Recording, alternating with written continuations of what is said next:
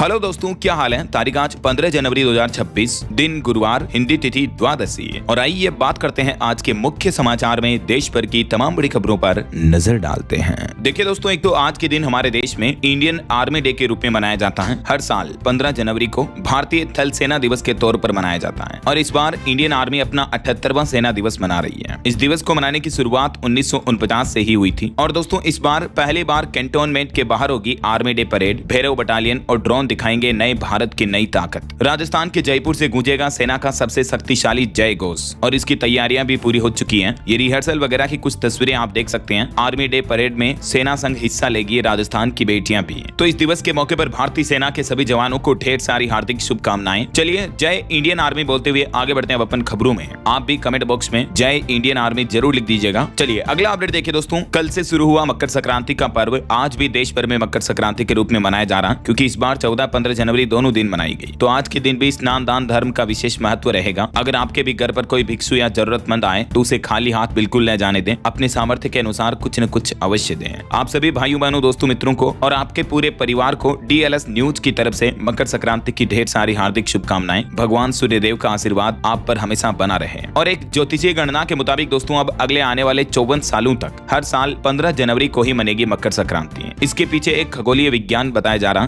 क्योंकि सूर्य के राशि परिवर्तन में हर साल 20 मिनट का विलंब होने से 72 सालों में एक दिन का अंतर आ जाता है। यही वजह है कि अब आगे आने वाले 54 सालों तक 15 जनवरी को ही मकर संक्रांति मनाई जाएगी। और आज 15 तारीख को मकर संक्रांति के मौके पर पुण्यकाल का समय रहेगा। दोपहर 1:19 से पहले खिचड़ी दान, धर्म स्नान, सूर्य पूजा इत्यादि कर लेनी चाहिए, है ना। बीते दिन भी मकर संक्रांति के मौके पर देश भर में गंगा यमुना इन घाटों पर श्रद्धालुओं की भीड़ देखने को मिली। तस्वीरें आप देख सकते हैं और कुछ बड़ी दुर्घटनाएं भी हो गई दोस्तों। देखिए, चाइनीज मांझे से उत्तर प्रदेश में भी एक डॉक्टर का गला कट गया और मौत हो गई। कर्नाटक और गुजरात में भी 3 बाइक सवार लोगों की जान चली गई। प्रयागराज संगम में तकरीबन 50 लाख लोग पहुंचे स्नान करने और देश भर के कई शहरों में पतंगबाजी भी देखने को मिली। लेकिन ये बड़े दुख की बात है दोस्तों कि हर साल प्रतिबंध लगाने के बावजूद भी कई लोग पतंगबाजी के दौरान चाइनीज मांझे का जो इस्तेमाल करते हैं और इस वजह से कई लोगों को अपनी जान गंवानी पड़ती है। ये एक और कर्नाटक राज्य की घटना देखिए। दम तोड़ने से पहले अपनी बेटी को आखिरी फोन किया। MP के इंदौर और राजधानी दिल्ली के बाद अब कर्नाटक में भी चाइनीज मांझे का खूनी खेल देखने को मिला, जिसने एक हंसते खेलते परिवार को उजाड़ दिया। कर्नाटक के बीदर जिले की ये घटना है। ये शख्स आप देख सकते हैं 48 वर्षीय संजू कुमार की जान चली गई चाइनीज मांझे से गला कटने की वजह से। हाल ही में इससे पहले इंदौर दिल्ली में भी ये घटनाएं देखने को मिली थी। तो प्लीज दोस्तों रिक्वेस्ट आपसे, अपने बच्चों को भी समझाएं अगर पतंग उड़ाते हैं तो कच्चे धागे का इस्तेमाल करें, है ना। वैसे अभी एक दिन पहले तो आपको पता होगा हाईकोर्ट ने भी सरकार को भी फटकार लगाई थी कि आखिर चाइनीज मांझे के आदेश का पालन क्यों नहीं हो रहा है। चाइनीज मांझा के निर्माणकर्ता और खरीद बिक्री करने वालों को तुरंत बैन करे सरकार। और इतना ही नहीं दोस्तों, मध्य प्रदेश हाईकोर्ट ने तो ये तक कह दिया कि अब चाइनीज मांझे से मौत होने पर गैर इरादतन हत्या का केस दर्ज होगा और अगर बच्ची चाइनीज मांझे से पतंग उड़ाते हुए पकड़े गए तो भी उनके माता पिता जिम्मेदार होंगे। बावजूद इसके लोग बाग सुधरते नहीं है। देखिए जरा, चलिए आगे बढ़ते हैं अपन खबरों में। कुछ और आज के इवेंट देखिए। देश के प्रधानमंत्री नरेंद्र मोदी आज 15 जनवरी को करेंगे CSPOC का उद्घाटन। AI से लेकर सोशल मीडिया तक इसकी चर्चा होगी। CSPOC का फुल फॉर्म है Commonwealth speakers and presiding officers conference के ये 28वें संस्करण का उद्घाटन करेंगे PM मोदी।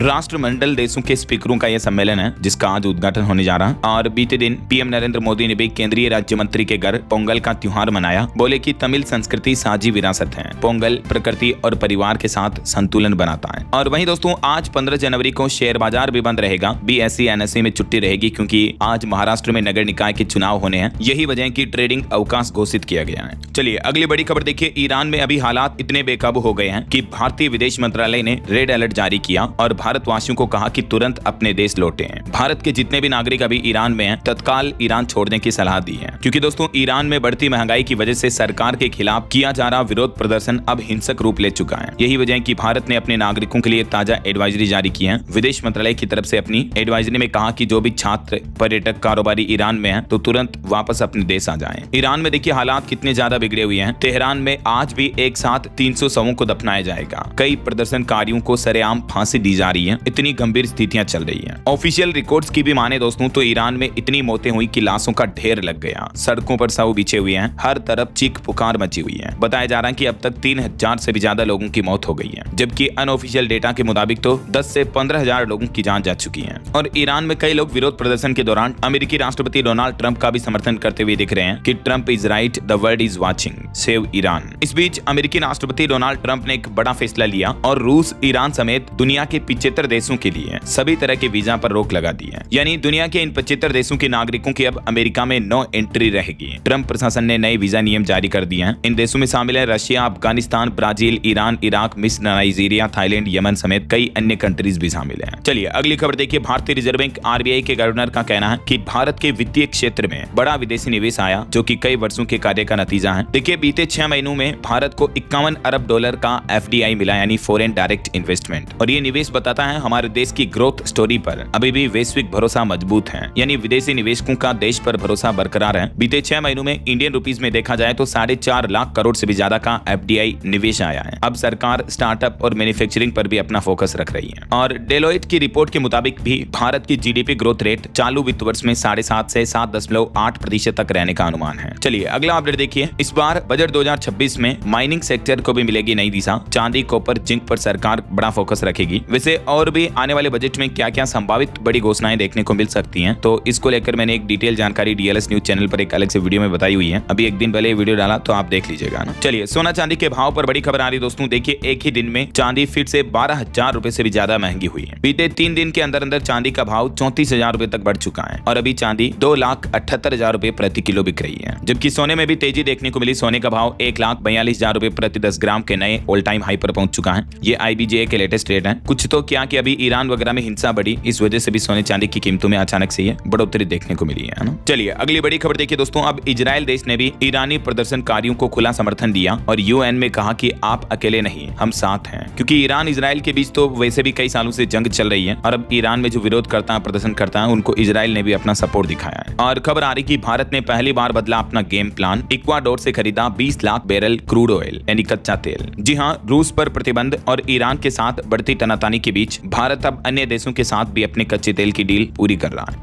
और बड़ी खबर देखिए, ब्रिटेन ने इलॉन मस्क को बड़ा झटका दिया और ब्रिटेन सरकार ने इलॉन मस्क के एआई पर शिकंजा कसते हुए कहा कि ग्रोक और एक्स को मानना ही होगा हमारा कानून। चलिए अगला अपडेट देखिए। ब्लिंकिट के बाद अब स्विगी और जेप्टो ने भी अपने प्लेटफॉर्म से 10 मिनट में डिलीवरी करने का दावा हटा दिया है। सरकार के आदेश के बाद अब इन सभी क्विक कॉमर्स कंपनियों ने अपना विज्ञापन बदला, जिससे कि गिग वर्कर्स पर जल्दी डिलीवरी करने का प्रेशर नहीं रहेगा। वैसे अभी भी गिग वर्कर्स की सरकार से कुछ मांगे हैं, उम्मीद है इन्हें जल्द ही पूरा किया जाएगा। चलिए अगली खबर देखिए। रेल यात्रियों के लिए अच्छा अपडेट है। रेल वन मोबाइल ऐप से अब जनरल टिकट बुक करने पर आज से आपको 3% एक्स्ट्रा डिस्काउंट मिलेगा। रेलवे की यह नई स्कीम अगले 6 महीने तक लागू रहेगी। इसके अलावा भी अगर आप आर वॉलेट से पेमेंट करते हो तो 6% तक की छूट मिलेगी। तो रेल यात्री अब अपना टिकट बुक करने के लिए ये रेल वन मोबाइल ऐप का इस्तेमाल करें। और अगली बड़ी अच्छी खबर भारत के लिए आ रही है कि दुनिया के सबसे शक्तिशाली पासपोर्ट की रैंकिंग लिस्ट जो जारी हुई, इस लिस्ट में नए साल 2026 में भारत को भी अच्छा स्थान मिला। वैसे अभी दुनिया में सिंगापुर का पासपोर्ट सबसे शक्तिशाली पासपोर्ट है, लेकिन भारत का पासपोर्ट भी मजबूत हुआ पिछले साल की तुलना में। 85 से 80वें नंबर पर आया। और वैसे अभी दुनिया के 55 देशों में भारत के लिए वीजा फ्री एंट्री है। वहीं हमारे पड़ोसी देश पाकिस्तान का पासपोर्ट दुनिया का नीचे से 5वां और बांग्लादेशी पासपोर्ट नीचे से 8वां सबसे कमजोर पासपोर्ट है इस रैंकिंग लिस्ट में। ये कुछ कंट्रीज के नाम आप देख सकते हैं जिनका पासपोर्ट दुनिया में सबसे पावरफुल पासपोर्ट के रूप में माना जाता है। सिंगापुर, जापान, दक्षिण कोरिया वगैरह। चलिए अगला अपडेट देखिए। इंडियन नेवी का जहाज कौंडिन्य ने भारत से ओमान पहुंचा। 2000 साल पुरानी तकनीक से बना ये जहाज है। इसमें ना कमरे है ना बिजली है। टीम ने 18 दिन खिचड़ी खाकर बिताए इस जहाज पर। पिछले साल 29 दिसंबर को ये गुजरात के पोरबंदर से ओमान के लिए रवाना हुआ था। और वहीं खबर देखिए, हमारे देश के आर्मी चीफ बोले सक्सगाम घाटी पर पाकिस्तान और चीन समझौता अवैध है। भारत इसे नहीं मानता। सक्सगाम का 5180 वर्ग किलोमीटर का जो क्षेत्र है, सीपीईसी कॉरिडोर यहीं से गुजरता है और भारत इस समझौते को अवैध मानता है। चलिए अगली खबर देखिए दोस्तों। ट्रेन में नॉनवेज खाना परोसने पर रेलवे को नोटिस जारी किया। एनएचआरसी बोला कि यात्रियों को पता होना चाहिए कि मीट हलाल है या झटका। 4 सप्ताह में इस पर रिपोर्ट भी मांगी। हाल ही में कुछ सोशल मीडिया पर इस तरह के वीडियो सामने आए थे। उसके बाद NHRC यानी नेशनल ह्यूमन राइट्स कमीशन, राष्ट्रीय मानवाधिकार आयोग ने इंडियन रेलवे को नोटिस जारी करके ये जानकारी जवाब मांगा है। और एक बड़ी अमानवीयता भरी खबर देखिए दोस्तों, तेलंगाना में कुत्तों पर नरसंहार देखने को मिल रहा है। चुनावी वादे पूरे करने के लिए इंजेक्शन देकर अब तक 500 डॉग्स को मार दिया गया है। ये जानकारी सामने आने के बाद 15 लोगों के खिलाफ FIR भी दर्ज हुई, क्योंकि 2 सप्ताह से भी कम समय में 500 कुत्तों को जहर देकर मारा गया। तेलंगाना के गाँव में सप्ताह भर में इस तरह की हिंसक और अमानवीयता भरी घटना देखने को मिली है, क्योंकि यहाँ के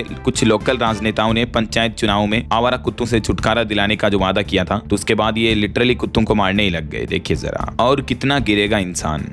चलिए अगली बड़ी खबर देखिए, राजस्थान, उत्तर प्रदेश और मध्य प्रदेश में दूषित पानी की सप्लाई पर अब NGT सख्त हुआ। पेयजल में सीवेज का पानी मिलने के आरोप लगे। हाल ही में इंदौर में तो आपने देखा होगा लगभग 21-22 लोगों की जान चली गई थी। तो ये मामले और घटनाएं सामने आने के बाद NGT यानी नेशनल ग्रीन ट्रिब्यूनल ने इन सभी राज्य सरकारों को नोटिस जारी करके जवाब तलब किया है। और वही खबर है दोस्तों, 2 दिन बाद 17 जनवरी को कांग्रेस सांसद राहुल गांधी भी मध्य प्रदेश इंदौर जाएंगे और यहाँ दूषित पानी से प्रभावित परिवारों से मिलेंगे। इस मामले पर मध्य प्रदेश के मुख्यमंत्री भी बोले कि लाशों पर राजनीति बर्दाश्त नहीं करेगा इंदौर। पटवारी बोले कि मुख्यमंत्री को शोभा नहीं देती ऐसी भाषा। चलिए अगली खबर आ रही है, राजधानी दिल्ली में जो कुछ महीने पहले बम धमाके हुए थे, इस मामले में अब डॉक्टर शाहीन सईद समेत 5 आरोपियों को 3 दिन की NIA रिमांड पर भेजा गया है। वहीं खबर है, सुप्रीम कोर्ट आज विजय थालापति की फिल्म जननायकन मामले पर भी सुनवाई करेगा। जम्मू कश्मीर में विदेशी आतंकियों की तलाश में सर्चिंग अभियान अभी भी जारी है। और आर्मी चीफ बोले कि 94,000 NCC कैडेट्स को ड्रोन ट्रेनिंग दी जा रही है। ऑपरेशन सिंदूर में 75,000 ने हिस्सा लिया था। और वहीं खबर आ रही, पश्चिम बंगाल में मकर संक्रांति पर गंगा सागर मेले में 60 लाख से भी ज्यादा श्रद्धालु आए, सागर में डुबकी लगाई। ये तस्वीरें आप देख सकते हैं। चलिए स्टूडेंट छात्र छात्राओं के लिए बड़ी अच्छी खबर है, नीट एग्जाम में अब -40 नंबर लाने वाले भी स्पेशलिस्ट डॉक्टर बन पाएंगे। NBEMS ने कट ऑफ घटाकर 0 परसेंटाइल कर दिया है, क्योंकि एग्जाम और पेपर्स इतने टफ होते हैं कि स्टूडेंट पास ही नहीं हो पाते हैं, खाली सीटें रहती हैं। इसी के चलते ये फैसला लिया है national board of examinations in medical sciences यानी NBEMS ने। अब नीट PG 2025 के लिए क्वालिफाइंग परसेंटाइल ही कम कर दिया है।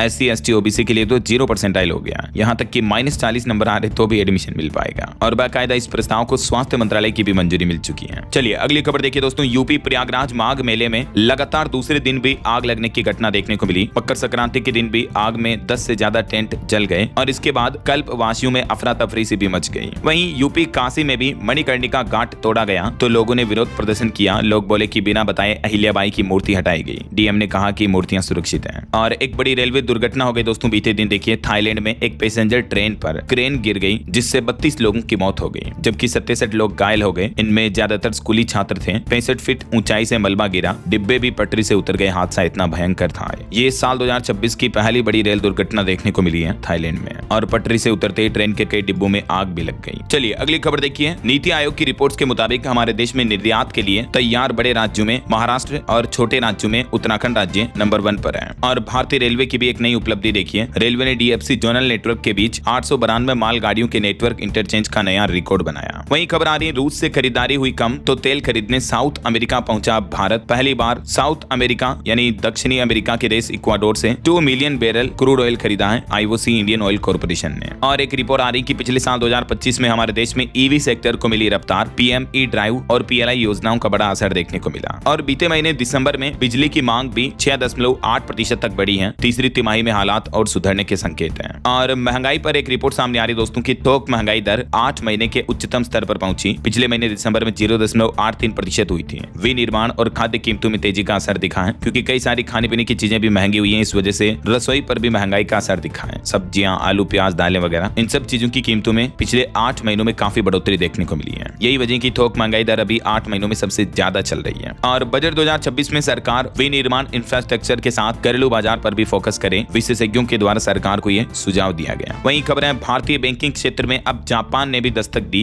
SMBC को RBI की हरी झंडी मिल चुकी है। इसके बाद अब ये जापानी बैंक जो है SMBC, ये भारत में पूर्ण स्वामित्व वाली कंपनी भी बना सकेगा, क्योंकि रिजर्व बैंक की तरफ से मंजूरी मिल चुकी है। और किसानों के लिए एक अच्छी पहल देखिए, ड्रोन से 400 रुपए की लागत पर 10 मिनट में 1 एकड़ खेत में होगा दवाओं का छिड़काव। झारखंड के सीतामढ़ी जिले से ही ये आधुनिक कृषि उपकरणों के साथ किसानों के लिए शुरुआत होने जा रही है। और खबर है दोस्तों, बांग्लादेश एक बार फिर से कट वगैरह में पहुंचा। अब पुलिस हिरासत में भी एक बीएनपी हिंदू नेता की मौत हो गई। इस घटना के बाद काफी बवाल मचा। बांग्लादेश सरकार के खिलाफ लोगों का विरोध प्रदर्शन भी देखने को मिल रहा है। देखिए, बांग्लादेश में हिंदुओं पर हमलों की वजह से वहां पढ़ाई करने वाले भारतीय छात्र भी दहशत में हैं। मेडिकल की पढ़ाई करने वाले तकरीबन 9000 बच्चों के भविष्य पर भी खतरा मंडराने लगा है। बांग्लादेश में हिंदुओं पर बढ़ रही लगातार हमलों की और हिंसा की घटनाओं की वजह से। देखिए जरा, चलिए अगली खबर देखिए। राजधानी दिल्ली में इतना प्रदूषण है कि इस प्रदूषण के डर से दुनिया के दूसरे नंबर के खिलाड़ी एंडर्स एंटोसन, जिन्होंने इंडिया दिल्ली आने के लिए मना कर दिया, इंडिया बैडमिंटन ओपन में आने से इनकार कर दिया क्योंकि यहाँ प्रदूषण इतना ज्यादा है। देखिए जरा, और वैज्ञानिकों की एक रिपोर्ट सामने आ रही दोस्तों कि चाय के जैसे जो हम कॉफी पीते हैं उस वजह से हमारे शरीर में कई बीमारियों का खतरा 40% तक कम हो जाता है, जैसे एट्रियल फिब्रिलेशन को भी कम करती है कॉफी। जामा साइंस रिसर्च में ये रिपोर्ट पब्लिश हुई। ये एट्रियल फिब्रिलेशन है क्या? तो ये एक तरह की हृदय की ही आम समस्या है जिसमें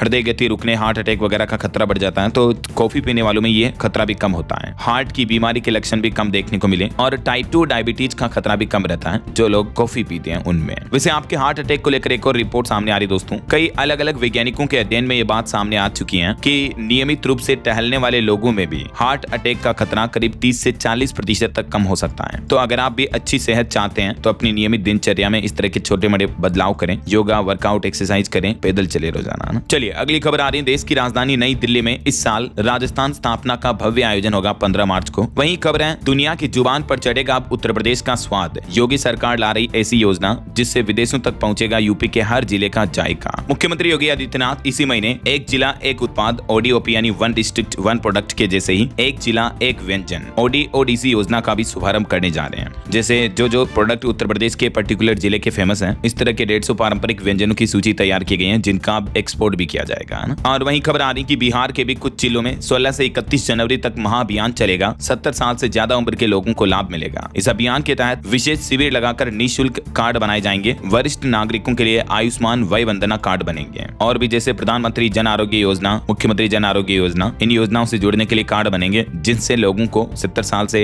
ऊपर के बुजुर्गों को फ्री इलाज वगैरह मिल पाएगा ना। और बड़ी खबर आ रही, डिजिटल अरेस्ट को लेकर आर पार के मूड में है सरकार। गूगल और व्हाट्सएप के साथ मिलकर एक मेगा प्लान बनाया गया है। आए दिन हमारे देश में जो डिजिटल अरेस्ट के मामले बढ़ रहे हैं, इन पर अंकुश लगाने के लिए अब केंद्र सरकार एक व्यापक रणनीति बना रही है और गृह मंत्रालय ने सुप्रीम कोर्ट को बताया कि इसके लिए एक उच्च स्तरीय कमेटी भी गठित की गई है। दुनिया की इन दिग्गज टेक कंपनियों के साथ मिलकर केंद्र सरकार इस तरह का नया सिस्टम बना रही है कि लोगों को डिजिटल अरेस्ट से कैसे बचाया जा सके। आए दिन इस तरह के बड़े साइबर फ्रॉड देखने को मिलते हैं, राइट। और हरियाणा सरकार का एक बड़ा फैसला देखिए दोस्तों, EWS की आय सीमा बढ़ाई गई। अब 8 लाख रुपए तक मिलेगा आरक्षण का लाभ। यानी जिन लोगों की वार्षिक पारिवारिक आय यानी सालाना आय जो कि पहले 6 लाख रुपए थी उसको बढ़ाकर 8 लाख रुपए कर दिया है। इतनी आय वाले लोगों को भी अब EWS कैटेगरी में माना जाएगा। EWS यानी इकोनॉमिकली वीकर सेक्शन, आर्थिक रूप से कमजोर वर्ग में गिना जाएगा। तो हरियाणा सरकार की इस बढ़ोतरी के बाद और भी कई सारे लोगों को स्पेशल रिजर्वेशन, आरक्षण वगैरह का लाभ मिल पाएगा ना। और राजधानी दिल्ली वासियों के लिए अच्छी खबर देखिए, दक्षिणी दिल्ली में झुग्गी झोंपड़ियों में रहने वालों के लिए अच्छी खबर है। 10 करोड़ में लग्जरी शौचालय बनाए जाएंगे इन इलाकों में। मुख्यमंत्री रेखा गुप्ता ने इसके लिए फंड बजट वगैरह भी जारी कर दिया है। चलिए दोस्तों अगला अपडेट देखिए, उड़ीसा हाईकोर्ट ने एक बड़ा आदेश दिया, विवाह के लिए बेटी की रजामंदी भी जरूरी है। प्रशासन को अभिभावकों की काउंसलिंग करने के भी निर्देश दिए एक लड़की के मामले पर कि चाहे माता पिता ही क्यों ना हो, अपनी बच्ची की जहां शादी कर रहे हैं वहां लड़की भी सहमत होना जरूरी है। यह कहना उड़ीसा हाईकोर्ट का ना। और देश के सर्वोच्च न्यायालय सुप्रीम कोर्ट ने भी एक ऐतिहासिक फैसला सुनाया। कहा कि हिंदू विधवा बहू को ससुर की संपत्ति से भरण पोषण का अधिकार है और यह अधिकार इस बात पर निर्भर नहीं करता है कि वह ससुर के जीवित रहते विधवा हुई या उनकी मृत्यु के बाद। कुल मिलाकर अगर कोई हिंदू बहू विधवा हो जाती है तो फिर वो अपने ससुर की संपत्ति से भी भरण पोषण भत्ता ले सकती है। ये उसको अधिकार है ऐसा। बहरहाल अभी तो अपन कुछ और महत्वपूर्ण और काम की खबरें देखेंगे दोस्तों, लेकिन फिलहाल वक्त तो चला है आज के ताजा मौसम समाचार जानने का।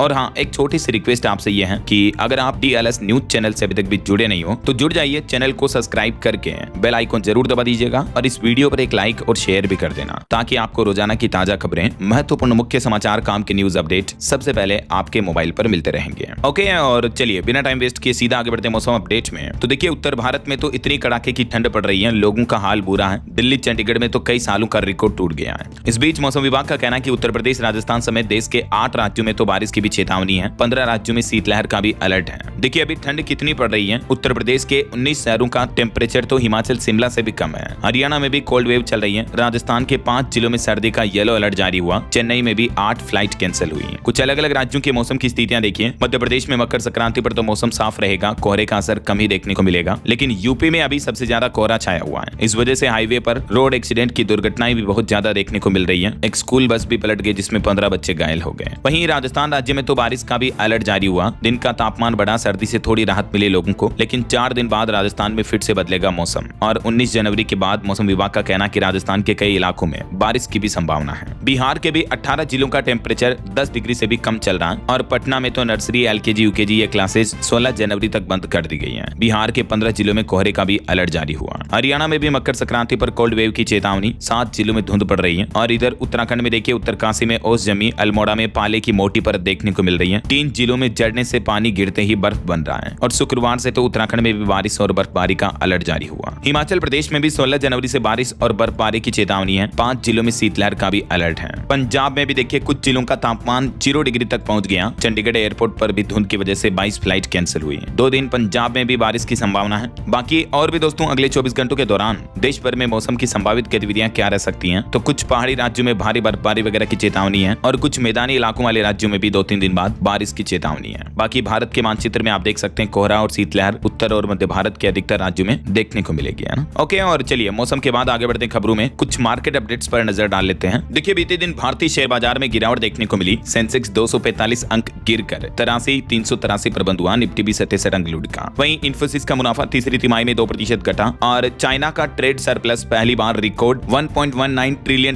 के पार पहुंच चुका है। यानी दुनिया भर के मार्केट तक चाइना का सामान अब पहुंचने लगा है। ट्रंप का टैरिफ भी बेअसर रहा। चलिए आगे बढ़ते खबरों में। देखिए, एक चौंकाने वाली रिपोर्ट सामने आ रही कि हमारे पड़ोसी देश पाकिस्तान का बजट कितना है। भारत के बजट का 10वां हिस्सा होता उतना है। मुकेश अंबानी की दौलत से भी आधा। और पाकिस्तान का सबसे ज्यादा खर्चा होता है उसका कर्ज चुकाने पर। वहीं तंगहाल पाकिस्तान की जरा हसीन सपने तो देखिए। सीमा पार भुगतान के लिए पाकिस्तान अब क्रिप्टो का भी इस्तेमाल करेगा। और इसके लिए पाकिस्तान ने इस कंपनी के साथ साझेदारी भी की है। चलिए कुछ और इंटरनेशनल न्यूज अपडेट देखिए दोस्तों। मिडिल ईस्ट में महायुद्ध का काउंटडाउन शुरू हुआ। ट्रंप की डेडलाइन और ईरान के खामेनेई की हुंकार, बातचीत के दरवाजे भी बंद हो गए। मानो यूं लग रहा अमेरिका और ईरान के बीच अब युद्ध का खतरा बढ़ चुका है। बातचीत पूरी तरह से बंद हुई क्योंकि डोनाल्ड ट्रंप ने ईरानी प्रदर्शनकारियों से भी कह दिया कि मदद रास्ते में है। दुनिया के बड़े देशों के बीच बड़ी जंग छिड़ सकती है। और वहीं खबर आ रही दोस्तों कि सिंगर जुबिन गर्ग नशे में थे। लाइफ जैकेट पहनने से भी मना कर दिया था। सिंगापुर पुलिस ने कोर्ट में साजिश के आरोपों से इनकार किया। आपको बता होगा कुछ दिनों पहले असम के सिंगर जुबिन गर्ग की जो अचानक मौत हुई थी, तो इस मामले पर सिंगापुर पुलिस ने अब ये सफाई दी है क्योंकि असम के मुख्यमंत्री हेमंत बिश्व शर्मा ने कहा था कि उनकी हत्या हुई है। वहीं खबर आ रही है अमेरिकी राष्ट्रपति डोनाल्ड ट्रंप के टैरिफ पर भी अमेरिकी सुप्रीम कोर्ट का फैसला टला। अब अगली सुनवाई आज होने की संभावना है। ट्रंप ने कहा था कि अगर हारे तो देश बर्बाद हो जाएगा। और वहीं ग्रीनलैंड कब्जे पर भी ट्रंप बोले कि ग्रीनलैंड पर कब्जे से कम हमें कुछ भी मंजूर नहीं है। नाटो टूटने के खतरे पर भी उन्होंने कहा कि हमारे बिना भी वह कुछ नहीं है। वहीं खबर देखिए, आतंकी संगठन लश्कर-ए-तैयबा के आतंकी ने हिंदुओं का गला काटने की धमकी दी। वायरल वीडियो में कहा कि कश्मीर को आजादी भीख मांगने से नहीं, जिहाद से मिलेगी। ओके, और चलिए आगे बढ़ते हैं अपन खबरों में। देखिए कुछ बड़े हादसों की खबरें दोस्तों। राजस्थान के सीकर में भयंकर सड़क हादसा हो गया। मां, बेटी, बहू समेत एक ही परिवार के 7 महिलाओं की मौत हो गई। ट्रक से टकराकर उनकी पूरी कार चकनाचूर हो गई। ये सभी लोग अंतिम संस्कार से लौट रहे थे। वहीं राजस्थान सीकर में ही खाटू श्याम जी से आ रहे श्रद्धालुओं की भी 2 जनों की मौत हो गई। और मध्य प्रदेश के इंदौर में देखिए, इंदौर रीवा बस में चलते चलते बस में आग लग गई। पूरी बस जलकर खाक हो गई। 50 यात्री सवार थे इसमें। वो तो आनन फानन में तुरंत यात्रियों को नीचे उतार लिया गया, वरना बड़ी जनहानि हो सकती थी। और एक बड़ी लूटपाट की घटना देखिए दोस्तों। पंजाब के होशियारपुर में एक टेम्पो ड्राइवर के साथ एक 20 से 25 साल की उम्र की लड़की ने बड़ा फ्रॉड किया। बहाने से उसको घर ले गई, कुछ सामान कहीं पहुंचाने के बहाने से।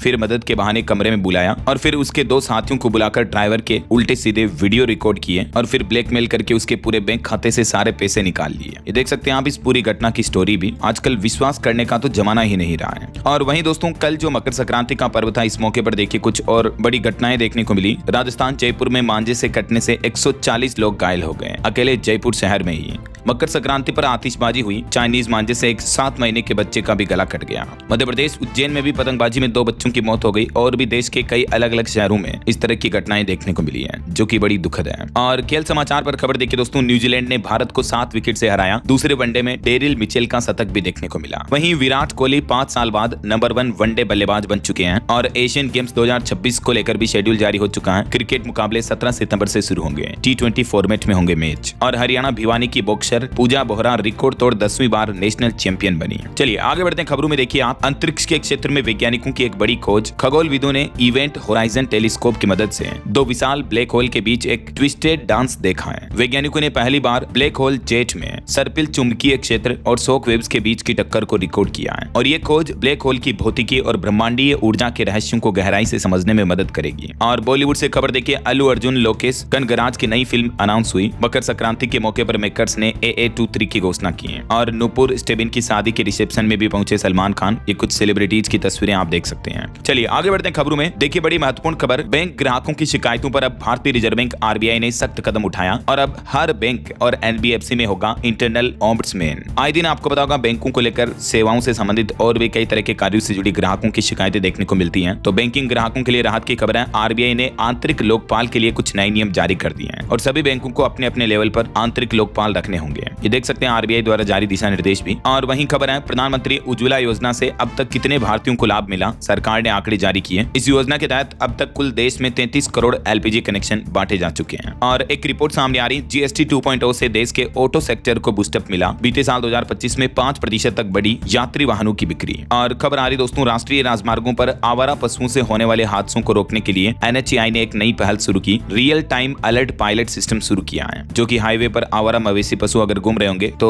तुरंत आपको अलर्ट मिल जाएगा। और देखिए उत्तर प्रदेश में कुछ नया जाल सामने आ रहा। अब विदेशों में नौकरी दिलाने के नाम पर भी लोगों के साथ ठगी की जा रही है। बेरोजगारों को फंसाया जा रहा, सतर्क रहें। वहीं यूपी में 2023 सिपाही और RO-ARO पुलिस पेपर लीक कराने वाले मामले में 18 आरोपियों पर चार्जशीट दाखिल हुई। 1 करोड़ की संपत्तियां भी जब्त की गई। और खबर है, दिल्ली राजधानी वासियों को 81 नए आयुष्मान आरोग्य मंदिरों की सौगात मिली। अब कुल आयुष्मान आरोग्य सेंटर की संख्या बढ़कर 319 हो चुकी है। उत्तर प्रदेश में मायावती आज लखनऊ में मनाएगी अपना 17वां जन्मदिन। पूरे प्रदेश से आएंगे नेता, 2027 के लिए देंगी जीत का मंत्र भी। भारत की GDP पर भी अच्छी खबर आ रही है। आर्थिक मोर्चे पर भारत की साख पर अब विश्व बैंक ने भी मुहर लगाई। GDP वृद्धि का अनुमान बढ़ाकर 7.2% किया। वहीं नीति आयोग का कहना है कि निर्यात की तैयारी मामले में उत्तर प्रदेश देश के टोटल 5 शीर्ष राज्यों में शामिल हुआ। महाराष्ट्र राज्य टॉप नंबर 1 पर है। चलिए खबर देखिए, सरकारी कर्मचारियों को बड़ी सौगात मिली है। अब एक ही सैलरी अकाउंट में मिलेगी बैंकिंग और इंश्योरेंस की सुविधाएं भी। भारत सरकार के वित्तीय सेवा विभाग DFS ने केंद्र सरकार के कर्मचारियों के लिए ये एक क्रांतिकारी composite salary account package launch किया है और इसके तहत एक ही बैंक खाते में बीमा, कार्ड, बैंकिंग वगैरह की सभी प्रीमियम सुविधाएं मिल जाएगी। 1.5 करोड़ रुपए तक का दुर्घटना बीमा वगैरह भी मिलेगा। देख सकते हैं आप इसके बारे में ज्यादा जानकारी क्या है कंपोजिट सैलरी अकाउंट पैकेज, जिसमें कर्मचारियों को ये ढेर सारे बेनिफिट एक साथ मिलेंगे, है ना। चलिए अगला अपडेट देखिए, बजट 2026 पर रिपोर्ट आ रही है कि बजट में रेलवे के लिए भी अब तक का सबसे बड़ा ऐलान देखने को मिल सकता है। 20 नई ट्रेन और रेलवे में AI सिस्टम की भी एंट्री हो सकती है। वहीं दोस्तों ESIC वालों को भी बजट में बड़ी गुड न्यूज मिल सकती है। इसका भी दायरा बढ़ाने की तैयारी कर रही सरकार। 30,000 रुपए तक सैलरी लिमिट की जा सकती है। चलिए अगली बड़ी खबर देखिए, चांदी के भाव पर एक रिपोर्ट आ रही कि अगले 24 घंटे में चांदी 3 लाख के पार हो सकती है। इसके पीछे 8 बड़े कारण बताए जा रहे हैं। एक तो अमेरिका में महंगाई के आंकड़े जारी होंगे। फेड और ट्रंप के बीच लड़ाई बढ़ी हुई है। ट्रंप टेरिफ पर सुप्रीम कोर्ट का फैसला भी आएगा आज 15 जनवरी को। और अमेरिकी संसद में 500% टेरिफ का जो विधेयक लाया जा रहा है उसका भी असर दिख सकता है। और दुनिया भर में जो जियोपॉलिटिकल टेंशन का माहौल बना हुआ है, क्योंकि अमेरिका की ईरान और वेनेजुएला के साथ जो युद्ध जैसी स्थितियां बन रही हैं और ऊपर से चांदी की इंडस्ट्रियल डिमांड भी लगातार बढ़ती जा रही है। तो ये कुछ कारण है। मार्केट एक्सपर्ट्स का अनुमान है कि जल्द ही चांदी आपको 3 लाख रुपए के पार देखने को मिल सकती है। चलिए अगला अपडेट देखिए, चीन को बड़ी चुनौती देते हुए इलेक्ट्रॉनिक्स सेक्टर में भारत ने रचा इतिहास। इलेक्ट्रॉनिक्स में भारत का एक्सपोर्ट 4 लाख करोड़ के पार पहुंच चुका है। वहीं खबर है, महाराष्ट्र में BMC सहित सभी 29 नगर निकायों के चुनाव के लिए आज वोटिंग होगी और कल 16 जनवरी को इसके नतीजे भी घोषित कर दिए जाएंगे। IPAC मामले में ED की याचिका पर भी आज सुप्रीम कोर्ट में सुनवाई होगी। MP भोपाल में भी एक बड़ा सड़क हादसा हो गया। ट्रैक्टर ट्रॉली और लोडिंग पिकअप की टक्कर में 5 लोगों की मौत हो गई। राष्ट्रपति द्रौपदी मुर्मू भी आज गुरुवार को पंजाब और राजस्थान के 2 दिवसीय दौरे पर रवाना होगी। चलिए बड़ी खबर देखिए, पश्चिम बंगाल के राज्यपाल ने बड़ा फैसला लिया। अब भवदीय की जगह लिखा जाएगा वंदे मातरम और उन्होंने लोगों से भी ये अपील की है। वहीं हैदराबाद में NCB की बड़ी कार्रवाई देखने को मिली। 813 किलो गांजा बरामद हुआ। 3 तस्कर भी गिरफ्तार हुए हैं। राजधानी दिल्ली की जनता के स्वस्थ लीवर के लिए दिल्ली सरकार ने ILBS दिल्ली मॉडल भी लॉन्च किया है। इसका मकसद है मृत्यु दर कम करना, लीवर की बीमारियों में सुधार करना। और आपकी हेल्थ को लेकर एक चौंकाने वाली रिपोर्ट सामने आ रही दोस्तों कि भारत में डायबिटीज लोगों के शरीर के लिए काल बन रहा है। इस वक्त हमारे देश भारत में 21 करोड़ से भी ज्यादा लोग डायबिटीज से पीड़ित हैं, जिनमें से 62% को तो इलाज भी नहीं मिल पाता। यानी डायबिटीज भारत के लिए एक बड़ी आर्थिक चुनौती भी बनता जा रहा है। चलिए खबर आ रही है, केंद्र सरकार ने तेलंगाना राज्य में ग्राम पंचायतों को दिए 11,000 करोड़ रुपए। केंद्रीय मंत्री जी किशन रेड्डी ने भी सराहना की। और मध्य प्रदेश हाईकोर्ट का एक बड़ा फैसला देखिए, आधार कार्ड और वोटर ID कार्ड को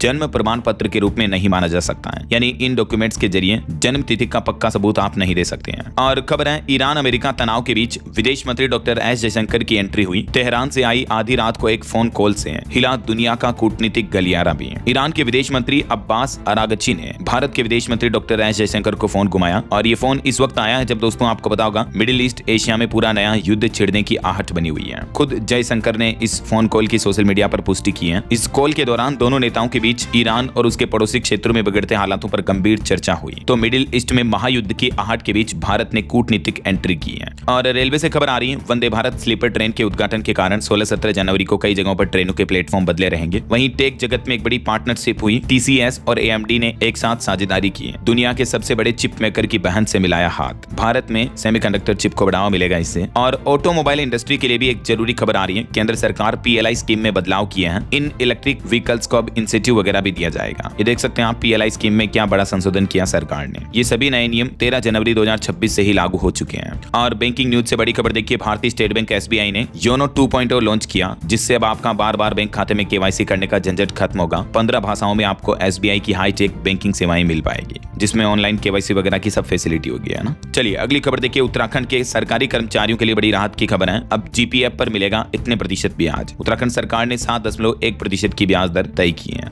यूपी में अब दोपहिया वाहन खरीदने पर 2 हेलमेट लेना अनिवार्य होगा। नियम का अगर पालन नहीं किया तो आपका लाइसेंस भी सस्पेंड हो सकता है। उत्तर प्रदेश में सड़क दुर्घटनाओं में हो रही मौतों को कम करने के लिए योगी सरकार ने यह नया फरमान जारी किया है। वहीं यूपी में योगी सरकार ने ग्रीनफील्ड एक्सप्रेसवे के लिए भी 895 करोड़ रुपए का बजट जारी किया, जिससे उत्तर प्रदेश के 6 जिलों को फायदा होगा। किन किन डिस्ट्रिक्ट को देख सकते हैं आप। और बिहार में भी शिक्षकों के लिए राहत की खबर है। आवास भत्ते पर शिक्षा विभाग ने एक नया आदेश जारी किया, जिसके तहत अब सभी पात्र शिक्षकों और प्रधानाध्यापकों को राज्य सरकार द्वारा निर्धारित दर के मुताबिक शहरी आवास भत्ता का भुगतान किया जाएगा। और वहीं उत्तर प्रदेश को एक और अमृत भारत ट्रेन की सौगात मिलने जा रही है, जिससे दिल्ली से लेकर पश्चिम बंगाल तक कनेक्टिविटी बढ़ेगी। लखनऊ समेत कई जिलों को फायदा होगा। ये देख सकते हैं आप इस ट्रेन का शेड्यूल वगैरह भी। और बड़ी खबर देखिए, बिहार में आदेश जारी हुआ, सरकारी अस्पतालों में अगर आवारा कुत्ते दिखे तो प्रशासन की अब खेड़ नहीं। बढ़ते रेबीज के मामलों को देखते हुए निर्देश जारी हुआ। वहीं खबर है अब जर्मन से जापानी तक सीखेंगे बिहार के युवा। विदेशी भाषाओं से खुलेंगे वैश्विक रोजगार के द्वार भी। बिहार की नीतीश सरकार ये नई पहल करने जा रही है। अब जर्मन, कोरियन, अरबी, जापानी जैसी भाषाएं भी बिहार में स्टूडेंट्स को कौशल विकास मिशन के माध्यम से सिखाई जाएगी।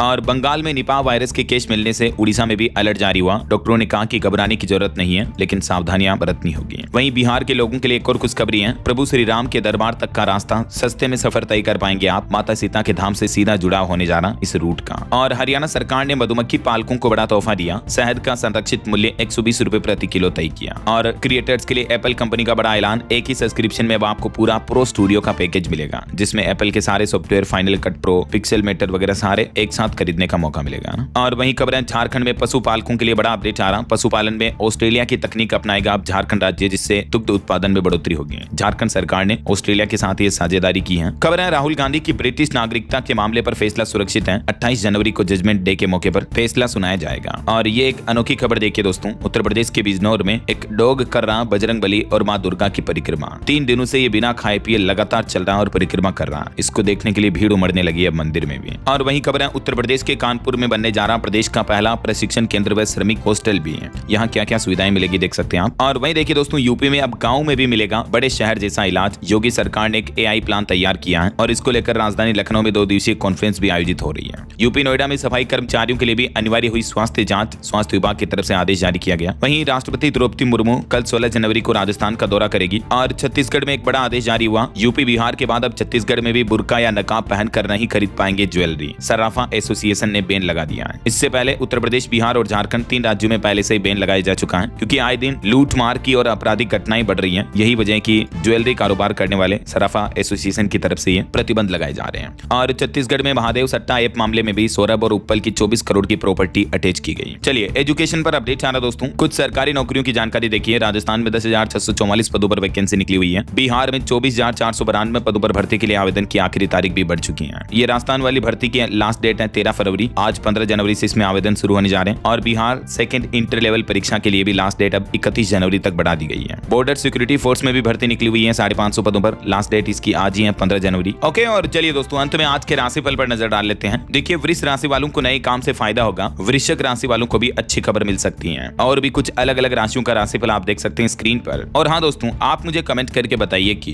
भारत के किस राज्य में दुनिया का सबसे बड़ा रामायण मंदिर बनाया जा रहा, कमेंट में लिखिए। साथ ही इस वीडियो को लाइक और शेयर करना। DLS न्यूज चैनल को सब्सक्राइब करके बेल बेल आइकन जरूर दबा देना रोजाना ऐसी इन्फॉर्मेटिव जानकारियां, महत्वपूर्ण समाचार देखते रहने के लिए। और अगेन आप सभी भाइयों बहनों दोस्तों मित्रों को हैप्पी मकर संक्रांति। पूरा नया साल 2026 आपके लिए खुशियों से भरा रहे। इन्हीं शुभ मंगल कामनाओं के साथ विदा लेना चाहूंगा आपसे। ख्याल रखिएगा अपने आप का, अपने परिवार का। मिलेंगे अगले नेक्स्ट अपडेट में, तब तक के लिए जय हिंद, जय भारत, वंदे मातरम।